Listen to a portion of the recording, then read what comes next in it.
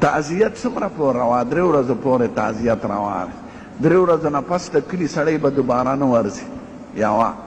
دویم دا چې یو ځل سړی ورغلي دوباره به نه ورځي بیا خو ته ماتم جوړېږي یو ځل بس تعزیت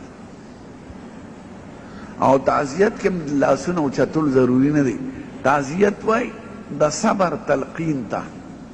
عزا عربی کې صبر ته وای د مړي خاوند ته وای د صبر خبرو کې چې وروره دا پکې راځي موږ ټول روان یو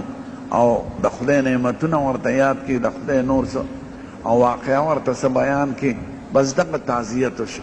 داسې نه چې 15 کسان لاړ شي یو وی لاس په اوچت کړو بل به وی لاس په اوچت کړو بل به وی د جمع دعا به وکړو بل به ده وکړو نه هغه د کور خاوند سپېموله راشي هغه نه په زړه کې دعا کوي نه په خولې دعا کوي رسمي خبرې مه کوئ د خدای سره خدای دا دعا نه قبلوي چې په اخلاص په یو ځل دعا